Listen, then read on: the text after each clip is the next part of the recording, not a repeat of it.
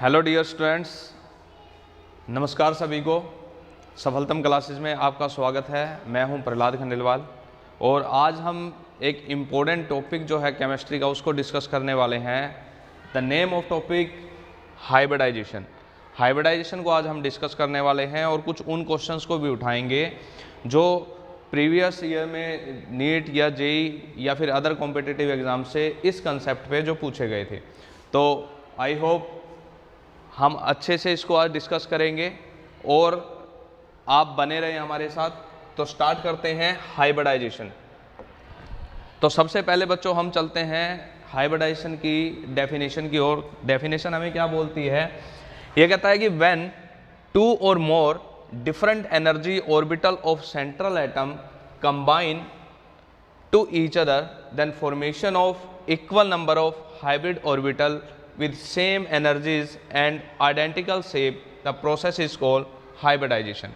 तो अगर मैं इस डेफिनेशन की बात करूं तो ये हमें बोल रहा है कि एक सेंट्रल एटम, देखो हाइब्रिडाइजेशन की ज़रूरत हमें कहाँ पड़ती है भाई? कोई भी हमारे पास रेडिकल है या कोई भी हमारे पास मॉलिक्यूल है, उस मॉलिक्यूल की जब हमें ज्योमेट्री की ज़रूरत पड़ती है, जब हमें उसकी शेप की रिक्वायरमेंट होती है, तो सबसे पहले हमारे दिमाग में एक ही कंसेप्ट आता है, वो आता है हाइब्रिडाइजेशन।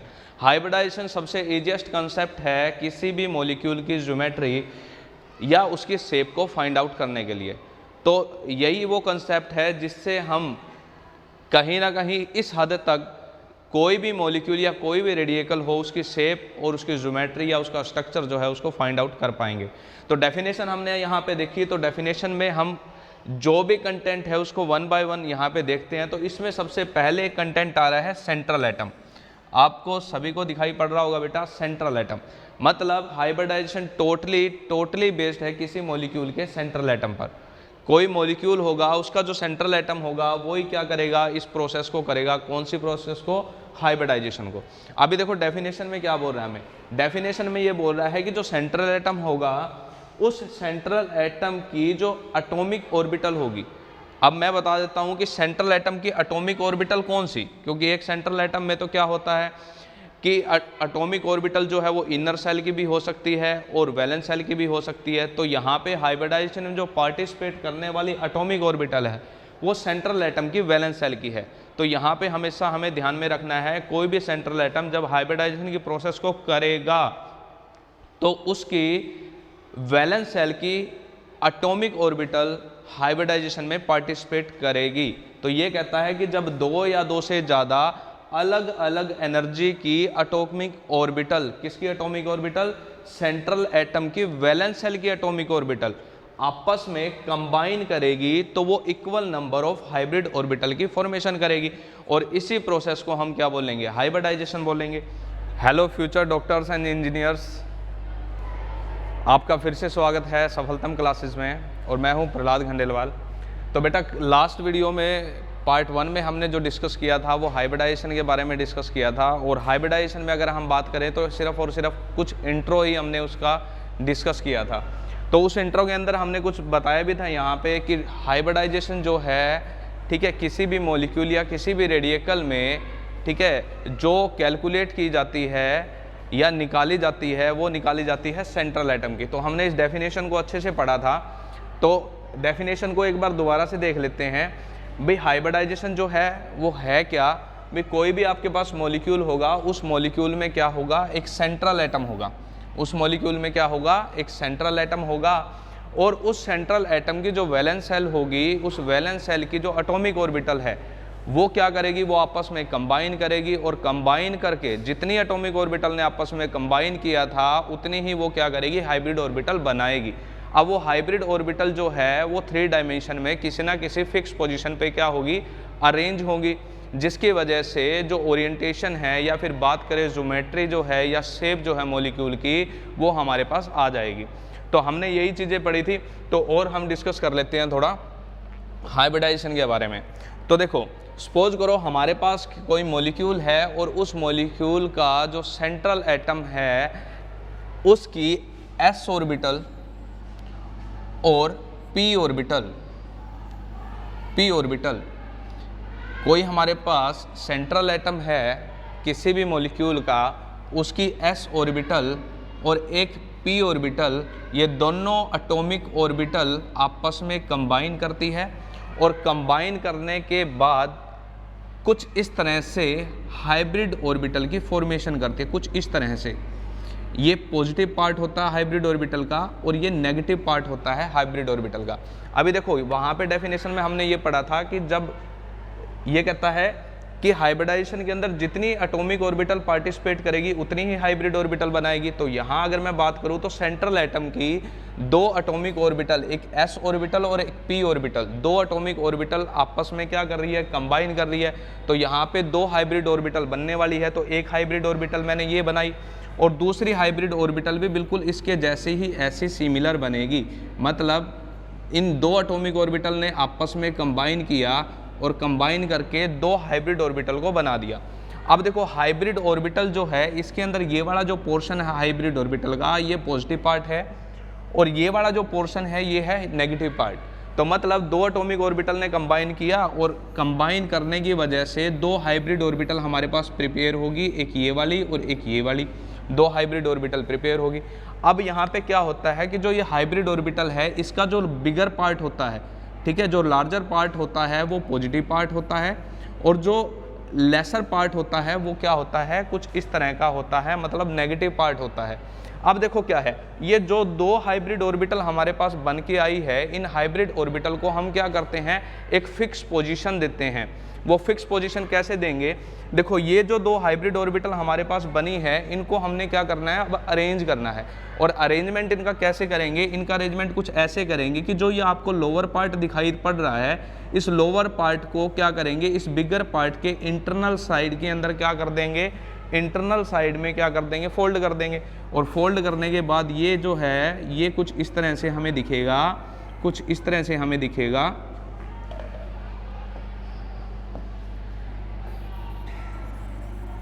तो यहाँ पे अगर हम बात करें तो जब ये वाला स्मॉलर पार्ट जो है इस हाइब्रिड ऑर्बिटल का, जो ये बिगर पार्ट है इसके अंदर ये फोल्ड अप हो जाएगा। तो फोल्ड अप हो जाने के बाद ये जो हाइब्रिड ऑर्बिटल है ये कुछ इस तरह से अरेंज हो जाएगी, मतलब कुछ इस तरह से।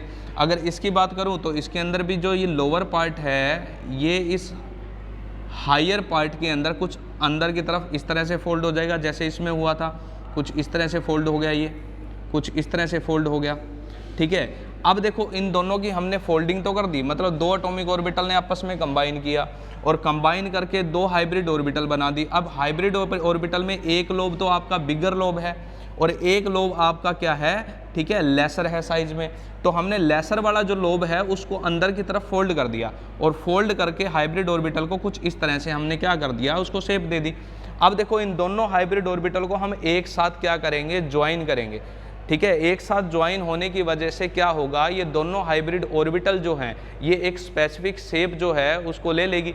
अब देखो इसको हमने अंदर की तरफ फोल्ड कर दिया और इसको भी अंदर की तरफ फोल्ड कर दिया और हमने ये जो अरेंजमेंट था इन हाइब्रिड ऑर्बिटल का ये कुछ इस तरह से कर लिया, कुछ इस तरह से अरेंजमेंट कर लिया।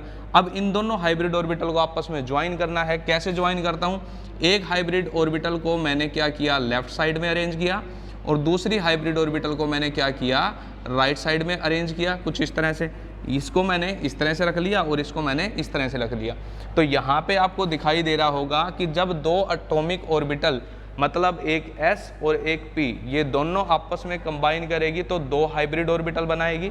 ये दोनों हाइब्रिड ऑर्बिटल जो है ये शेप में सेम होगी और इनकी एनर्जी भी क्या होगी, सेम होगी। पर यहाँ पे क्या आ रहा है कि जो ये हाइब्रिड ऑर्बिटल हमारी बनी है, इन हाइब्रिड ऑर्बिटल में हो क्या रहा है, एक पार्ट जो है वो बिगर है और एक पार्ट जो है वो लोअर है। तो हमें ने क्या करना है, यहाँ पे जो लोअर पार्ट है उसको अंदर की तरफ बेटा क्या कर देना है, फोल्ड कर देना है। और अंदर की तरफ जब फोल्ड करेंगे तो फोल्डिंग करने की वजह से अंदर की तरफ इसको फोल्ड कर देंगे तो फोल्डिंग की वजह से कुछ ये जो शेप है, ये जो शेप है ये क्या कर लेंगे, वो प्रोवाइड कर लेंगे।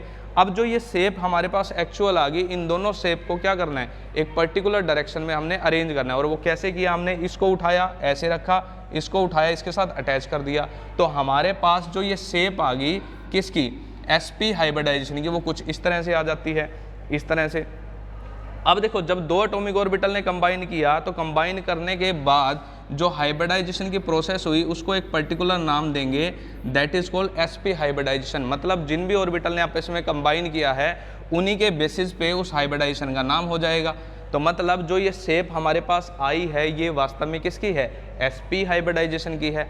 और जब भी sp हाइब्रिडाइजेशन होती है तो उसमें आपको पता है दो हाइब्रिड ऑर्बिटल होती है, दो हाइब्रिड ऑर्बिटल होती है। एक ये वाले हाइब्रिड ऑर्बिटल, इसका नाम भी sp होगा, और एक ये वाली हाइब्रिड ऑर्बिटल, इसका नाम भी sp होगा। अगर हम बात करें यहाँ पे और, तो क्या है कि मान लो ये sp हाइब्रिड ऑर्बिटल जो आपके पास है, इस sp हाइब्रिड ऑर्बिटल में अगर हम बात करें भाई आपका s ऑर्बिटल है, उस s ऑर्बिटल का कंट्रीब्यूशन कितना है, हिस्सेदारी कितनी है। अभी देखो इस sp हाइब्रिड ऑर्बिटल को, ठीक है, दो ऑर्बिटल मिलके बना रही है। इस एक sp हाइब्रिड ऑर्बिटल को दो ऑर्बिटल मिलके बना रही है, एक s ऑर्बिटल और एक p ऑर्बिटल।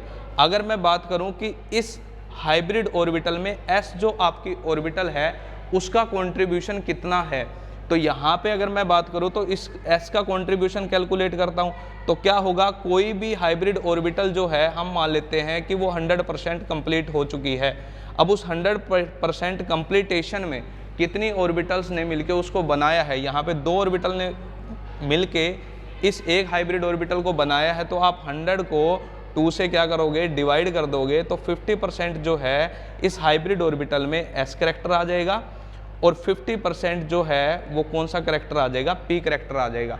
मतलब sp हाइब्रिडाइजेशन में अगर हम बात करें तो एक हाइब्रिड ऑर्बिटल को बनाने में जो p ऑर्बिटल होती है उसका कंट्रीब्यूशन होता है 50%, और जो आपकी s ऑर्बिटल होती है उसका भी कंट्रीब्यूशन होता है यहाँ पे 50%। और अगर हम बात करें sp हाइब्रिडाइजेशन में तो कुछ किस तरह से भी, जब भी कोई सेंट्रल एटम sp हाइब्रिडाइजेशन को क्या करेगा बेटा, अचीव करेगा, तो अचीव करने के बाद देखो होगा क्या, अचीव करने के बाद कुछ ये ओरिएंटेशन हो जाएगी, कुछ ये स्पेसिफिक ज्योमेट्री हो जाएगी उस sp हाइब्रिडाइजेशन की।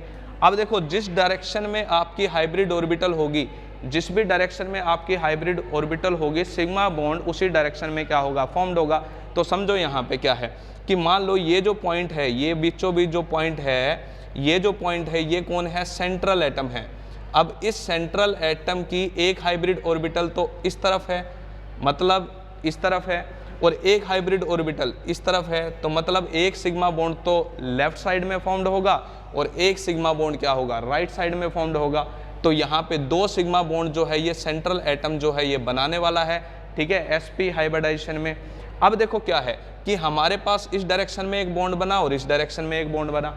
अब जो बॉन्डिंग लाइन होती है उनके बीच का जो एंगल होता है उसको हम क्या बोलते हैं, that is called bond angle.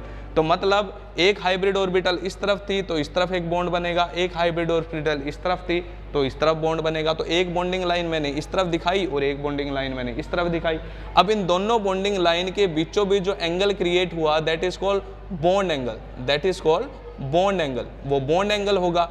अब इस केस में अगर हम बॉन्ड एंगल की बात करें तो बॉन्ड एंगल sp हाइब्रिडाइजेशन के केस में कितना होता है बेटा, 180 डिग्री।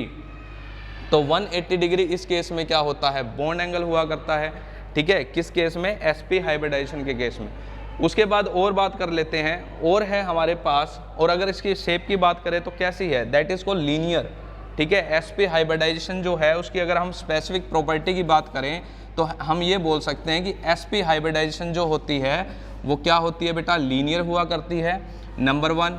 नंबर 2, sp हाइब्रिडाइजेशन के अंदर जो बॉन्डिंग लाइन होती है आपकी, उन बॉन्डिंग लाइन के बीच में जो एंगल क्रिएट होता है, जो एंगल बनता है वो प्योरली क्या होता है, 180 डिग्री का हुआ करता है।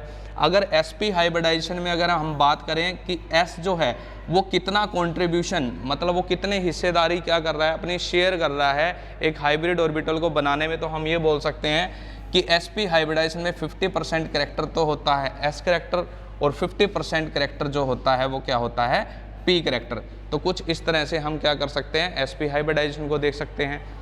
उसके बाद नेक्स्ट जो आता है वो नेक्स्ट आता है हमारा कि जो नेक्स्ट जो है वो हमारा है कि हम हाइब्रिडाइजेशन जो है उसको काफ़ी टाइप से पढ़ते हैं। मतलब अगर हम टाइप ऑफ हाइब्रिडाइजेशन की बात करें तो एक टाइप तो हम पढ़ चुके हैं, वो टाइप क्या है, वो टाइप है हमारा sp। तो अगर मान लो इस तरह से सेंट्रल एटम जो है उसकी अलग अलग ऑर्बिटल पार्टिसिपेट करती रही तो कितने टाइप की पॉसिबिलिटी है हाइब्रिडाइजेशन को बनने की, उसको भी थोड़ा सा यहाँ पे हम समझ लेंगे। और जो मैंने यहाँ पे प्रोसेस की है उसी प्रोसेस को हम यहाँ पे क्या करेंगे, यूज़ आउट करेंगे। तो एक बार के लिए हम इसको इरेज कर लेते हैं और उसके बाद देखते हैं कि क्या नेक्स्ट पॉसिबिलिटी हो सकती है। तो यहाँ पे सपोज करो एक एस ऑर्बिटल किसी सेंट्रल एटम की एक s ऑर्बिटल और एक p ऑर्बिटल आपस में ओवरलैप करती है, कंबाइन करती है, तो क्या करती है वो sp हाइब्रिडाइजेशन जो है उसको करती है। और उस sp हाइब्रिडाइजेशन में, ठीक है, दो हाइब्रिड ऑर्बिटल जो है वो फॉर्म्ड होती है। और दो हाइब्रिड ऑर्बिटल जो फॉर्म्ड हुई उनको जब हम एक पर्टिकुलर डायरेक्शन में रखेंगे तो वो पर्टिकुलर शेप जो लेंगे वो कौन सी शेप लेंगे, वो शेप लेंगे बेटा लीनियर शेप। तो ये हो गया फर्स्ट पॉइंट हमारा। और अगर हम बात करें, और अगर मान लो किसी सेंट्रल एटम की एक s ऑर्बिटल और दो p ऑर्बिटल, कौन कौन सी, सपोज करो एक px ऑर्बिटल और एक py ऑर्बिटल, ये तीन ऑर्बिटल आपस में क्या करती है, ओवरलैप करती है। तो हमें पता है जितनी एटॉमिक ऑर्बिटल आपस में ओवरलैप करेगी उतनी ही क्या करेगी, वो हाइब्रिड ऑर्बिटल बनाएगी। मतलब यहाँ पे तीन हाइब्रिड ऑर्बिटल बनने वाली है। अब वो हाइब्रिड ऑर्बिटल जो है वो तीन बनने वाली हैं, तो तीनों को अगर मैं रिप्रेजेंट करूं अलग अलग तो वो कैसे बनेगी, कुछ इस तरह से। एक आपका लोब छोटा होगा, एक आपका लोब बड़ा होगा हाइब्रिड ऑर्बिटल का। इसी तरह से एक लोब छोटा, एक लोब बड़ा, एक लोब छोटा और एक लोब बड़ा। मतलब ये पॉजिटिव पॉइंट, ये नेगेटिव, ये पॉजिटिव, ये नेगेटिव, ये पॉजिटिव, ये नेगेटिव।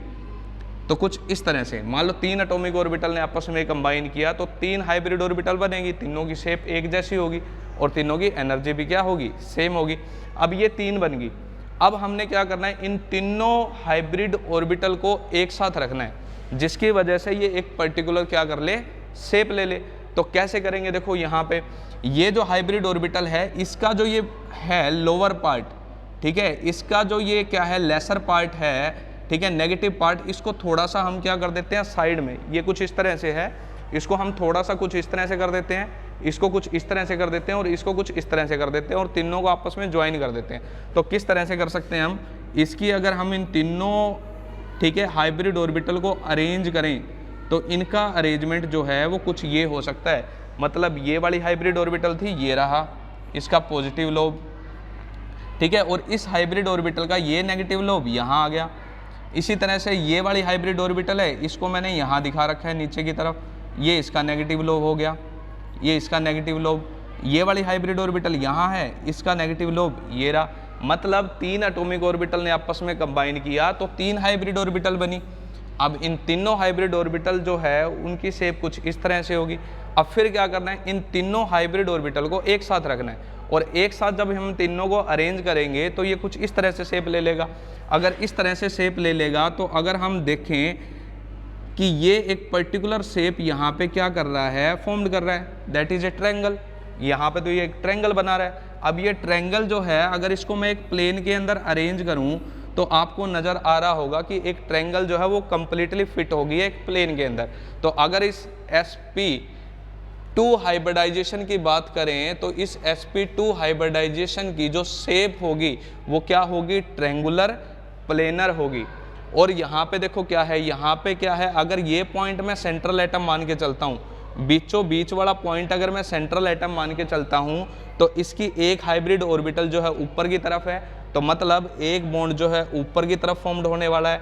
एक हाइब्रिड ऑर्बिटल इस कॉर्नर की तरफ आ रही है, इस कॉर्नर की तरफ, तो एक बॉन्ड इस तरफ फॉर्म्ड होने वाला है। एक हाइब्रिड ऑर्बिटल इस तरफ है तो एक सिग्मा बॉन्ड इस तरफ क्या होने वाला है, फॉर्म्ड होने वाला है, कुछ इस तरह से इस तरफ फॉर्म्ड होने वाला है। तो मतलब जिस भी डायरेक्शन में ये हाइब्रिड ऑर्बिटल होगी उन्हीं डायरेक्शन में आपके जो बॉन्ड है वो बॉन्ड क्या होने वाले हैं, फॉर्म्ड होने वाले हैं। अब देखो यहाँ पे क्या है, ये आपकी बॉन्डिंग लाइन, मतलब ये आपका एक परमानेंट बॉन्ड है, ये आपका परमानेंट बॉन्ड है। मतलब जो ये बॉन्डिंग लाइन है, इन बॉन्डिंग लाइन के बीच के अगर मैं एंगल की बात करूँ तो वो एंगल sp2 हाइब्रिडाइजेशन के केस में आपको कितने मिलने वाले हैं, 120 डिग्री मिलने वाले हैं। तो 120 डिग्री ये हो गया 120 डिग्री ही इनके बीच, दोनों लाइन के बीच का एंगल होगा और 120 डिग्री ही इन दोनों, ठीक है, लाइन के बीच का एंगल होगा। तो अगर आप इन तीनों को एडअप करो तो एक कंप्लीट जो है ये अरेंजमेंट आपको 360 डिग्री का मिल रहा है। तो यहाँ पे हमने क्या पढ़ा कि जब किसी सेंट्रल एटम की एक s ऑर्बिटल और दो p ऑर्बिटल आपस में कंबाइन करती है तो क्या करती है, वो sp2 हाइब्रिडाइजेशन जो है वो प्रोसेस करती है और उस sp2 हाइब्रिडाइजेशन के अंदर 3 हाइब्रिड ऑर्बिटल जो हैं वो फॉर्म्ड होती है और उन तीनों को जब अरेंज किया जाता है तो कुछ इस तरह से वो शेप ले लेती है, that is called triangular planar. अब इस ट्रायंगुलर प्लेनर में मैं बात करूं तो ये भी आपकी क्या है, sp2 हाइब्रिड ऑर्बिटल है, इसका नाम भी हाइब्रिडाइजेशन के बेस पे होगा, that is also called sp2 hybridization and that is also called sp2 hybridisation.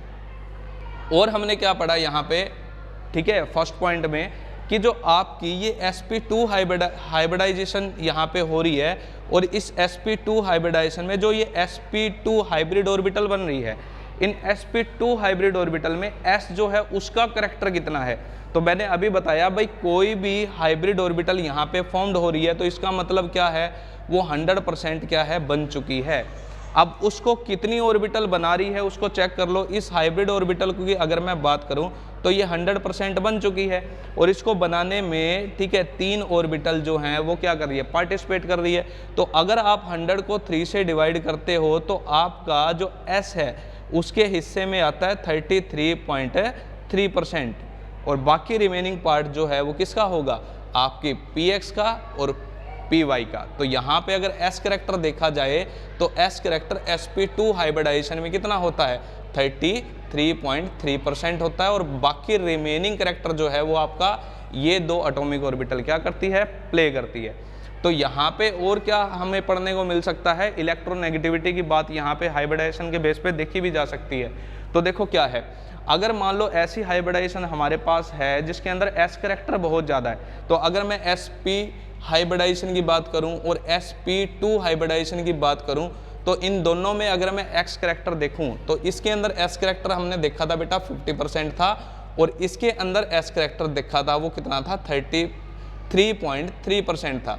तो आपको इन दोनों हाइब्रिडाइजेशन में किस में s करैक्टर ज़्यादा दिखाई पड़ रहा है, ऑफ कोर्स sp जो हाइब्रिडाइजेशन है उसमें, ठीक है, 50% हमें s करैक्टर दिखाई पड़ रहा है। मतलब अगर हाइब्रिडाइजेशन के अंदर किसी भी हाइब्रिड ऑर्बिटल में, ठीक है, s करैक्टर बढ़ेगा तो उस, ठीक है, एटम की इलेक्ट्रोनेगेटिविटी भी बढ़ेगी। तो अगर मान लो कोई सेंट्रल एटम ऐसा है जिसकी हाइब्रिडाइजेशन में s करैक्टर ज़्यादा है तो समझ लो कि क्या इलेक्ट्रोनेगेटिविटी उस एटम की क्या है, ज़्यादा है। तो सपोज यहाँ पे क्या है हमारे पास, सपोज करो 2 कार्बन है, एक ये कार्बन है सेंट्रल एटम और एक ये कार्बन सेंट्रल एटम है। अब ये जो कार्बन है ये हाइब्रिडाइजेशन शो कर रहा है sp और ये जो आपका कार्बन है ये हाइब्रिडाइजेशन शो कर रहा है sp2, ठीक है। अब हमने इन दोनों कार्बन की इलेक्ट्रोनेगेटिविटी को क्या करना है, कंपेयर करना है। तो हम यहाँ पे s करैक्टर देखेंगे इनके हाइब्रिडाइजेशन का। तो यहाँ पे अगर मैं s करैक्टर की बात करूँ तो इसमें s करैक्टर 50% और इसमें s करैक्टर की बात करूँ तो मैं यहाँ पे क्या है 33.3%। तो जाहिर सी बात है कि जो हमारा ये वाला कार्बन है इसके अंदर s करैक्टर ज़्यादा है। जिस भी हाइब्रिडाइजेशन में s करैक्टर बेटा ज़्यादा होगा उस कार्बन की इलेक्ट्रोनेगेटिविटी ज़्यादा होगी। तो मतलब ये फर्स्ट कार्बन मानूँ और ये सेकंड कार्बन मानूँ तो मैं यहाँ पे बोल सकता हूँ कि जो आपका फर्स्ट कार्बन है उसकी इलेक्ट्रोनेगेटिविटी सेकंड कार्बन से क्या है, ज़्यादा है। जसवंत समझ में आया भाई क्या चल रहा है यहाँ पे, आ गया क्या, ठीक है। अभी नेक्स्ट हाइब्रिडाइजेशन बताओ क्या होगी। तो मिस्टर जसवंत आपको एक्सप्लेन करके बताएंगे क्या होगी।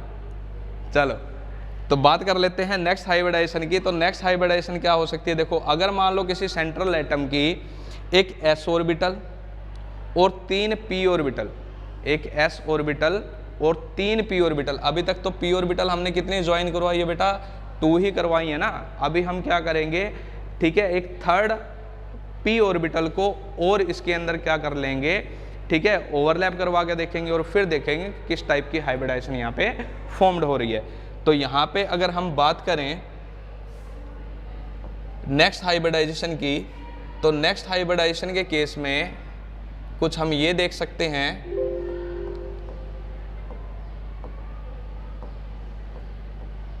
तो यहाँ देखो, यहाँ आपको अच्छे से ये डायग्राम पूरा का पूरा दिखाई पड़ रहा होगा। इसके अंदर देखो क्या है, एक s ऑर्बिटल और एक p ऑर्बिटल, ठीक है।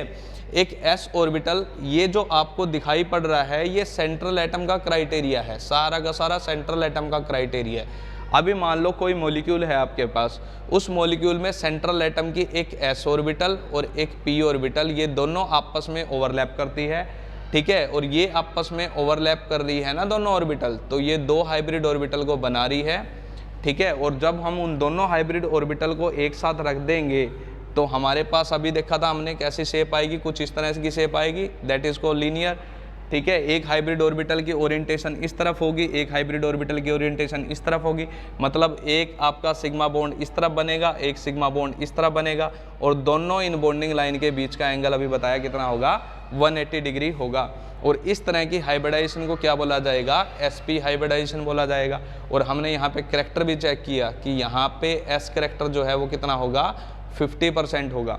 इसी तरह से सेकंड टाइप की हाइब्रिडाइजेशन यहाँ पे दिखाई पड़ रही होगी आपको कि अगर सेंट्रल एटम की एक s ऑर्बिटल और दो p ऑर्बिटल, टोटल कितने में बेटा, एक s और दो p, टोटल 3 ऑर्बिटल हाइब्रिडाइजेशन में पार्टिसिपेट कर रही है।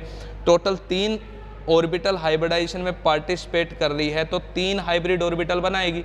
अब उन तीनों को जब हम एक साथ अरेंज करेंगे तो हमने देखा था ना कि कुछ इस तरह से उनका अरेंजमेंट आएगा, मतलब नेगेटिव पार्ट जो स्मॉलर पार्ट है वो इस तरफ हो जाएगा और जो बड़ा पार्ट था उसको कुछ इस तरह से ओरिएंटेट कर देंगे, मतलब इस तरह से उनकी पोजीशन जो है उनको फिक्स करके एक पर्टिकुलर उसको शेप दे देंगे।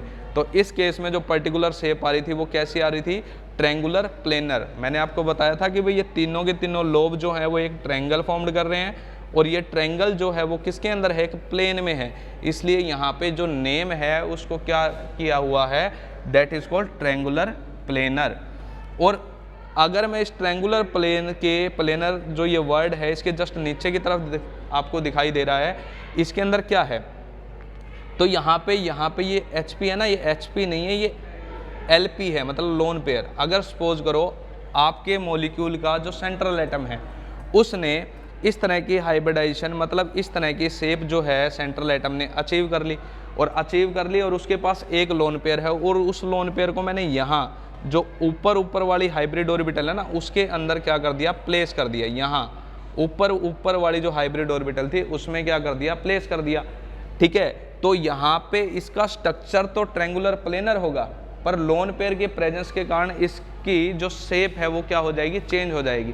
क्योंकि जब भी हम मॉलिक्यूल की शेप देखा करते हैं तो हमें लोन पेयर दिखाई नहीं देते। तो अगर मैं इस ऊपर वाले पार्ट को क्या कर लेता हूँ, दिखाई नहीं दे रहा तो इसको छुपा लेता हूँ, तो मुझे यहाँ पे सिर्फ और सिर्फ क्या है, कुछ इस तरह से दिखाई पड़ रहा है, कुछ इस तरह से, मतलब इन्वर्टेड वी, जैसे हमारा अल्फ़ाबेट वी होता है ना उसको हम उल्टा कर दें, कुछ उस तरह से शेप हमें यहाँ पे दिखाई दे रही है। तो इसको इन्वर्टेड वी या फिर बेंट शेप भी बोल सकते हैं। और ये किस केस में होगा, जब आपका सेंट्रल एटम, ठीक है, ट्रायंगुलर प्लेनर जो है वो अरेंजमेंट कर ले और एक लोन पेयर को हम उसमें क्या कर दें, प्लेस कर दें। तो लोन पेयर को आप हाइड करके छुपा के देखोगे तो नीचे वाला जो पार्ट है उसमें जो बॉन्डिंग लाइन है वो कुछ अल्फ़ाबेट जो आपका वी होता है उसकी इन्वर्टेड दिखाई पड़ती है। तो यहाँ पे कुछ इस तरह से उसको बेंट शेप या फिर इन्वर्टेड वी शेप बोला जा सकता है। अभी देखो नेक्स्ट टाइप की हाइब्रिडाइजेशन जो आती है वो बेटा कौन सी आती है हमारी, sp3 हाइब्रिडाइजेशन। अगर मान लो सेंट्रल एटम की एक s ऑर्बिटल और 3 p ऑर्बिटल, 3 p कौन कौन सी, एक आपकी px, ठीक है, एक आपकी px, दूसरी आपकी py और तीसरी आपकी pz। मान लो किसी सेंट्रल एटम की एक s ऑर्बिटल 3 p ऑर्बिटल आपस में कंबाइन करती है, तो आपस में कंबाइन करके ये क्या करेगी, अभी बताया जितनी एटॉमिक ऑर्बिटल कंबाइन करेगी उतनी ही हाइब्रिड ऑर्बिटल बनाएगी, तो 4 हाइब्रिड ऑर्बिटल बनाएगी। अब मैंने बोला था हाइब्रिड ऑर्बिटल की शेप जो है कुछ ऐसी आती है जब वो बन के आती है, कैसी आती है, एक जो लोब होता है वो बिगर पार्ट होता है और एक जो लोब है वो क्या होता है, लोअर पार्ट होता है। तो ऐसे बिगर पार्ट लोअर पार्ट वाले 4 हाइब्रिड ऑर्बिटल आएगी आपके पास। अब जब चारों हाइब्रिड ऑर्बिटल को बेटा आप क्या करोगे, एक साथ रखोगे, ठीक है, और एक साथ रखोगे तो आप जब देखोगे ना उनके ज्योमेट्री, तो आपको वो ज्योमेट्री कुछ इस तरह से दिखाई पड़ेगी। और इस ज्योमेट्री की अगर हम बात करें तो ये ज्योमेट्री या ज्योमेट्रिकल शेप या फिर स्ट्रक्चर जो है इसको एक पर्टिकुलर नेम से बोला जाएगा, वो नेम है यहाँ पे टेट्राहाइड्रल। अभी देखो यहाँ पे क्या है, अगर ये वाला जो पॉइंट है, ये वाला पॉइंट, ठीक है, ये वाला जो पॉइंट है इसको मैं सेंट्रल एटम मानूं, इसको मैं सेंट्रल एटम मानूं, और ये जो ऊपर की तरफ एक हाइब्रिड ऑर्बिटल है, ठीक है, इसको मैं क्या करता हूँ, एक बॉन्ड लाइन मानूं, ठीक है, क्या मानूं, एक बॉन्ड लाइन मानूं। एक बॉन्ड लाइन इस तरफ, एक बॉन्ड लाइन इस तरफ, और एक बॉन्ड लाइन इस तरफ। तो मेरे पास यहाँ पे कुछ इस तरह से ये स्केलेटन स्ट्रक्चर जो है वो दिखाई पड़ता है इस केस में, जब हाइब्रिडाइजेशन हो आपकी sp3, कुछ इस तरह से क्या होता है, दिखाई पड़ता है। अब अगर मैं इन दोनों बॉन्डिंग लाइन के बीच के एंगल की बात करूं तो टेट्राहाइड्रल के केस में ये 109 डिग्री, ठीक है, 28 सेकंड का यहाँ पे क्या होता है, बॉन्ड एंगल होता है टेट्राहाइड्रल के केस में। तो यहाँ पे सिर्फ कुछ इतना ही है भाई, आपका जो सेंट्रल एटम है उसकी कितनी एटॉमिक ऑर्बिटल कंबाइन कर रही है और कितनी हाइब्रिड ऑर्बिटल बन रही है। अब वो जो हाइब्रिड ऑर्बिटल बनी उन सभी को आपस में ज्वाइन करवाओ एक पर्टिकुलर डायरेक्शन में, और पर्टिकुलर डायरेक्शन में जब वो ज्वाइन करेगी तो क्या करेगी, एक पर्टिकुलर शेप लेगी। उस पर्टिकुलर शेप का हमें क्या करना है, थोड़ा सा उसका शेप याद रखनी है, थोड़ी सी उसकी ज्योमेट्री याद रखनी है, और उसका नेम हमें याद रखना है, और कितने डिग्री का एंगल वो बॉन्ड लाइन जो है वो बना रही है। आपको बताया मैंने बॉन्ड लाइन कहाँ से क्रिएट करेंगे, कैसे क्रिएट करेंगे, बीचों बीच स्ट्रक्चर के आपका सेंट्रल एटम होगा, बीचों बीच, ठीक है, स्ट्रक्चर के आपका सेंट्रल एटम होगा, और आपकी हाइब्रिड ऑर्बिटल जिस भी डायरेक्शन में जा रही है उस डायरेक्शन में आप बॉन्ड को फॉर्म कर लोगे, और जो वो बॉन्डिंग लाइन आएगी उनके बीच का जो एंगल क्रिएट होगा that is called bond angle. अभी नेक्स्ट जो हाइब्रिडाइजेशन है वो आपको यहाँ नजर आ रही होगी। नेक्स्ट हाइब्रिडाइजेशन कौन सी है, DsP2। अब DsP2 हाइब्रिडाइजेशन में देखो नाम से ही पता चल जाता है भाई DsP2 हाइब्रिडाइजेशन क्या होगी। भाई किसी सेंट्रल एटम की एक d ऑर्बिटल, एक s ऑर्बिटल और दो p ऑर्बिटल, ठीक है, ये चारों ऑर्बिटल जब आपस में क्या करेगी, कंबाइन करेगी, तो क्या करेगी, वो कुछ इस तरह से क्या करेगी, एक शेप जो है उसको फॉर्म्ड करेगी, that is called square planar. अब यहाँ पे एक चीज है कि जो आपकी DsP2 हाइब्रिडाइजेशन जो है ना, इस DsP2 हाइब्रिडाइजेशन में कौन सी d ऑर्बिटल पार्टिसिपेट करती है। काफ़ी बार कॉम्पिटिशन एग्जाम में पूछा जाता है कि मान लो कि कोई मॉलिक्यूल है, उस मॉलिक्यूल का जो सेंट्रल एटम है वो DsP2 हाइब्रिडाइजेशन जो है उसको फॉर्म्ड कर रहा है, और ये बताओ कि उसमें कौन सी d ऑर्बिटल क्या कर रही है, पार्टिसिपेट कर रही है। तो इस केस में आपको ध्यान में रखना है कि जो हमारी d ऑर्बिटल होती है वो 5 होती है, और पांचों में से जो कौन सी dx² - y², ये जो d ऑर्बिटल होती है ये हाइब्रिडाइजेशन में क्या करती है, पार्टिसिपेट करती है। अब बात यहाँ पे ये आती है भाई यही d ऑर्बिटल पार्टिसिपेट क्यों करती है, इसके अलावा भी तो 4 होगी, वो क्यों नहीं कर रही। क्योंकि अगर हम बात करें किसकी, dx² - y² की, अगर हम बात करें किसकी, dx² - y² इस d ऑर्बिटल की, तो इस d ऑर्बिटल में अगर जो लोब हैं उन लोब्स को देखा जाए, अगर मैं इसको x एक्सिस मानता हूँ और इसको मानता हूँ मैं y एक्सिस, आपको पता है d ऑर्बिटल जो होती है उसके पास क्या होते हैं, 4 लोब होते हैं। तो dx² y² के केस में, dx² - y² के केस में 2 लोब तो d ऑर्बिटल के होते हैं x एक्सिस के अलोंग, और 2 लोब होते हैं उसके किसके अलोंग, y एक्सिस के अलोंग। क्लियर, इतनी बात समझ में आ गई। भाई DsP2 हाइब्रिडाइजेशन में d ऑर्बिटल जो है वो ये वाली पार्टिसिपेट कर रही है, तो ये वाली ही क्यों कर रही है। तो एक तो रीज़न यहाँ पे ये हुआ कि जो ये d ऑर्बिटल है जिसका नाम है dx² - y², इसमें जो 4 लोब होते हैं d ऑर्बिटल के पास वो x एक्सिस और y एक्सिस के अलोंग होते हैं, और इसके साथ जो p ऑर्बिटल हैं 2, जो ये p ऑर्बिटल हैं 2, ठीक है, दिख रहा है ना आपको sp2, ठीक है, दिख रहा है आपको इसके अंदर p2 क्या है, मतलब 2 ऑर्बिटल कौन सी p की पार्टिसिपेट कर रही है, और कौन कौन से वाली है वो है आपकी px और py।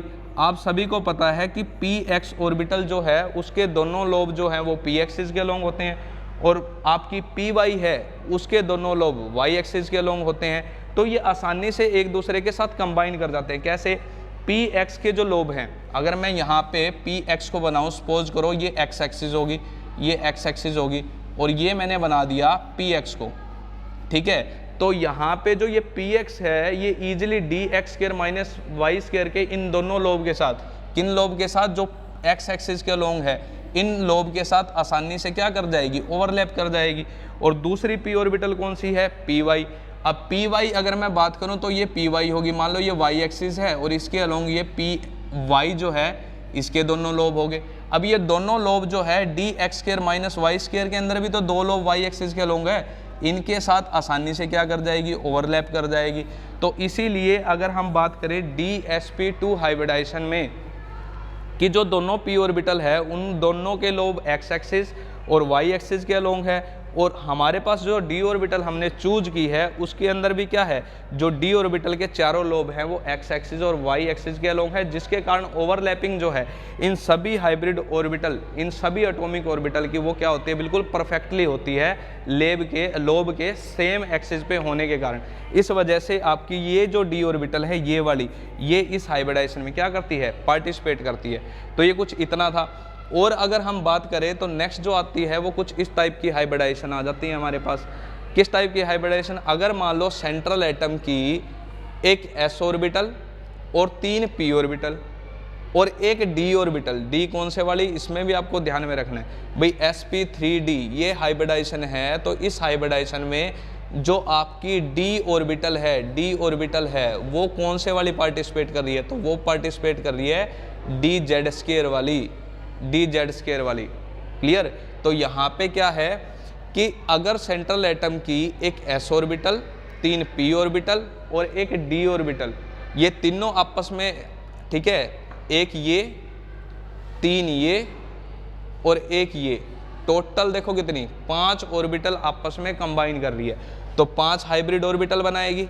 अब वैसा ही होगा, 5 हाइब्रिड ऑर्बिटल बनेगी, पांचों की शेप क्या होगी, सेम होगी। एक में क्या होगा, एक बड़ा लोब होगा हाइब्रिड ऑर्बिटल में, एक छोटा लोब होगा। जब इनको एक साथ हम रखेंगे तो एक साथ रखने पर क्या होगा, कुछ इस तरह से अरेंजमेंट हमको मिलेगा। अब इस अरेंजमेंट को अगर हम ध्यान से देखें तो 3 जो यहाँ पे हाइब्रिड ऑर्बिटल हैं, ठीक है, वो तो सेम प्लेन के अंदर लाई करती है, जबकि 2 हाइब्रिड ऑर्बिटल हैं वो प्लेन के ऊपर क्या है, परपेंडिकुलर है, मतलब एक अबोव द प्लेन है और एक बिलो द प्लेन है। तो इस तरह के अरेंजमेंट को बोला जाता है बेटा ट्रायंगुलर, ठीक है, बाई पैरामिडल। तो यहाँ पे जो अरेंजमेंट आपको दिखाई दे रहा है वो ट्रायंगुलर बाई पैरामिडल यहाँ पे आपको दिखाई दे रहा होगा। और इन बॉन्डिंग लाइन, अब यहाँ पे देखो ओरिएंटेशन की अगर हम बात करें तो ओरिएंटेशन जो है वो किस किस तरफ है, तो मैंने बोला था कि जैसी आपका शेप सेंट्रल एटम जो है वो अचीव करेगा तो उसके लोब जो हैं वो जिस डायरेक्शन में जा रहे हैं तो पर्टिकुलर आपका सिग्मा बॉन्ड उसी डायरेक्शन में बनेगा।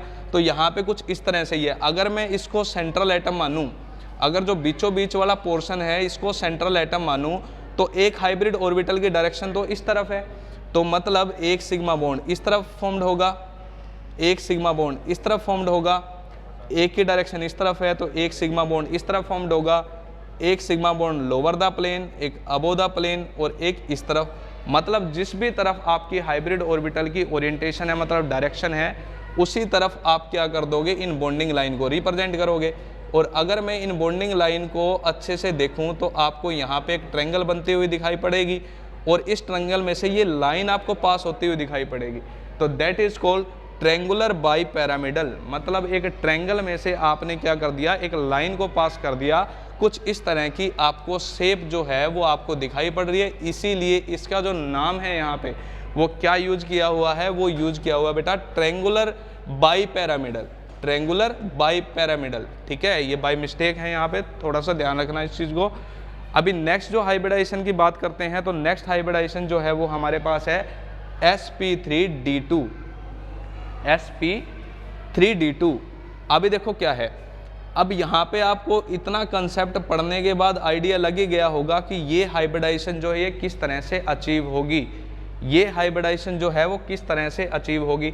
तो यहाँ पे क्या होगा, जब किसी सेंट्रल एटम की एक s ऑर्बिटल, एक s ऑर्बिटल और 3 p ऑर्बिटल और 2 d ऑर्बिटल, ठीक है, क्या क्या, जब किसी सेंट्रल एटम की एक s ऑर्बिटल, ठीक है, 3 p ऑर्बिटल, 3 p ऑर्बिटल मतलब px, py और pz, इन तीनों p ऑर्बिटल की बात हो रही है यहाँ पे, इन तीनों p ऑर्बिटल्स की बात हो रही है, और दो d ऑर्बिटल कौन कौन सी, dx² - y², और नेक्स्ट कौन सी, dz²। मतलब जब ये 1 2 3 4 5 6, जब ये 6 की 6 एटॉमिक ऑर्बिटल आपस में कंबाइन करेगी तो क्या करेगी, 6 हाइब्रिड ऑर्बिटल बनाएगी। अब जो 6 हाइब्रिड ऑर्बिटल आपकी बनी तो उसमें मैंने आपको बताया था कि एक लोब जो है हाइब्रिड ऑर्बिटल का छोटा होगा और एक काफ़ी बड़ा होगा। तो इन सारे के सारी हाइब्रिड ऑर्बिटल को जो एक शेप जैसी बन रही है, इनको एक साथ आपने अरेंज करना है, और जब आप उसको एक साथ अरेंज करोगे तो कुछ इस तरह से वो शेप लेने वाला है। तो आपको दिखाई दे रहा होगा कि 4 जो हाइब्रिड ऑर्बिटल है वो एक स्क्वायर मतलब एक प्लेन के जो कॉर्नर है उस तरफ जा रही है, और 2 हाइब्रिड ऑर्बिटल उस प्लेन के अंदर से बीचों बीच क्या हो रही है, पास हो रही है। तो इस तरह की हाइब्रिडाइजेशन को, ठीक है, हम किस नाम से जानते हैं, दैट इज कॉल्ड ऑक्टाहेड्रल। और जैसे जैसे लोन पेयर की उसके अंदर प्रेजेंस होती चली जाती है तो इनकी शेप जो है वो भी क्या हो जाती है, बदल जाती है। तो यहाँ पे अगर हम बात करें, मान लो क्या है कि आपके पास कोई सेंट्रल एटम है और उसने हाइब्रिडाइजेशन को अचीव कर लिया, ऑक्टाहाइड्रल को अचीव कर लिया, और सपोज करो ऑक्टाहाइड्रल उसका अरेंजमेंट आ गया और उसमें 2 लोन पेयर है, तो एक को आप ऊपर की तरफ दिखा दो, एक को आप नीचे की तरफ दिखा दो। और फिर मैंने आपको बोला था कि जब भी किसी मॉलिक्यूल की बेटा आप शेप देखते हो तो आपको लोन पेयर उसमें दिखाई नहीं देते, मतलब हाइड कर देते हैं। तो यहाँ पे मैं अगर बात करूँ तो देखो, यहाँ पे अगर हम बात करें तो देखो यहाँ पे क्या है कि मैंने बोला अगर मान लो कोई मॉलिक्यूल है उसका सेंट्रल एटम, ठीक है, ज्योमेट्री तो कैसे अचीव कर रहा है, ऑक्टाहेड्रल, और उसमें 2 लोन पेयर है, तो एक लोन पेयर को तो आप यहाँ दिखा दो इस लोब में, ठीक है, एक लोन पेयर को आप यहाँ रिप्रेजेंट कर दो। और जब आप किसी भी मॉलिक्यूल की शेप देखते हो तो बेटा हमने क्या पढ़ा है कि किसी भी मॉलिक्यूल की जब शेप देखी जाती है तो हमें लोन पेयर दिखाई नहीं पड़ते, मतलब ऊपर वाला छुपा लो और नीचे वाला छुपा लो, तो छुपने के बाद जो हमारे पास सिर्फ और सिर्फ क्या रह गया, एक स्क्वायर ही तो रह गया। तो अगर मान लो क्या हो, 2 लोन पेयर हो तो कैसी शेप आती है, स्क्वायर प्लेनर आती है, मतलब एक स्क्वायर होगा, ठीक है, एक प्लेन होगा और उसमें 4 हाइब्रिड ऑर्बिटल जो हैं वो इस तरह से क्या होगी, अरेंज होंगी।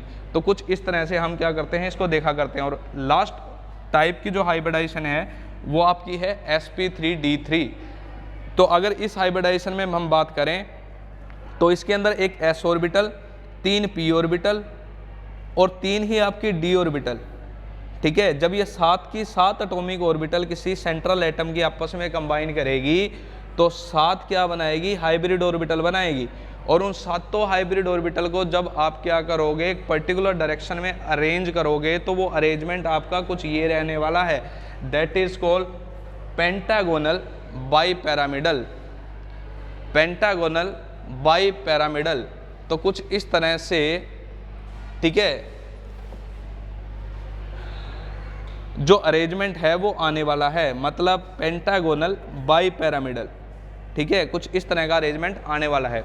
तो यहाँ पे हमने क्या किया, 1 बाय 1 जितने भी हाइब्रिडाइजेशन थी उनको पढ़ा। अब हम एक यहाँ पे एक शॉर्ट ट्रिक पढ़ेंगे जिससे मॉलिक्यूल जो है उसका सेंट्रल एटम कौन सी हाइब्रिडाइजेशन को अचीव कर रहा है उस चीज़ को हम क्या करेंगे, डिस्कस करेंगे। और इसी हाइब्रिडाइजेशन के बेस पे हम क्या देखने वाले हैं, नेक्स्ट वीडियो में हम ये देखने वाले हैं कि इस तरह की हाइब्रिडाइजेशन के ऊपर किस तरह से क्वेश्चन बनते हैं और उन कॉम्पिटिटिव एग्जाम में आए हुए क्वेश्चंस को हम किस तरह से सोल्व करने वाले हैं।